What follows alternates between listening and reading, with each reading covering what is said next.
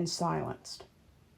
Because if men can't control female sexuality, then men won't survive.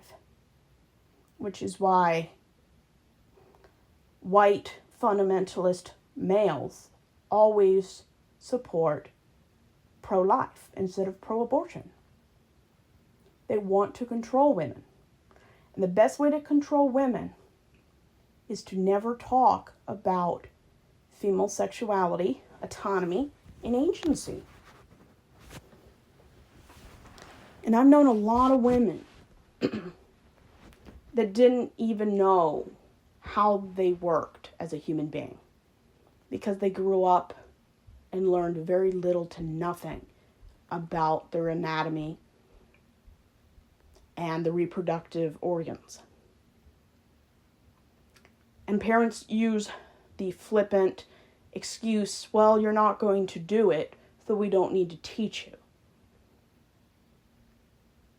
I think it's parental negligence not to tell your kids how to have safe sex, arming kids with condoms, talking about STIs, consent. Because if that's the bare minimum of being a parent, my parents never showed up. Luckily, I didn't do anything when I was young. Or I could have developed lifelong consequences to the complete and utter negligence and incompetence of every adult in my life. Knowledge is power. And they don't want you to have knowledge because then you become a threat. If you can fact check somebody and you know more than they do, you become a threat. And if you're in a high control religion, they limit the self-confidence, the knowledge, the agency and autonomy of the most vulnerable, weakest members of society. Mainly women or people of color or people of the LGBTQIA people. And no matter how bad they treat women, they treat queer people much worse. At least they acknowledge women exist. Southern Baptist in the 7 churches I was in, not one book in any library or in 30 years of sermon ever mentioned anybody that wasn't straight. Or anyone who did not want to get married or have kids. And being an ace person doesn't exist in the Southern Baptist Convention. I mean, men could get away with it, but if you're a woman and you're not married having kids, they think you are demonic. And they can never let women be happy or have agency. Because if they can't control your body, they control your mind.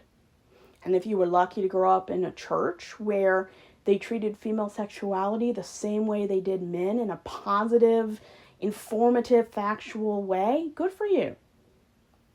But for us that did not and grew up in extremely high control, male-centered, celebrated community, then get in therapy.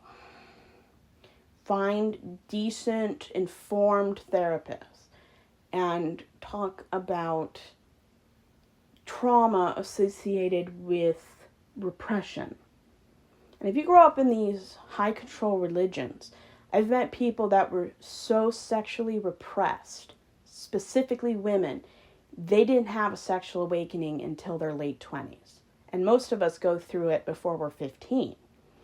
So yeah, I've met women, and it's terrible. They didn't have a sexual awakening until 27, 28, 31. That's how repressed they are. And it's not everybody.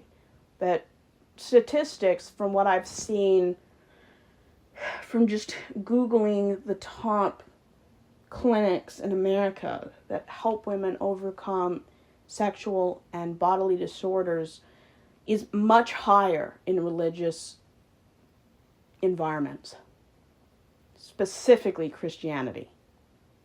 There's just something about Christianity. Shame and guilt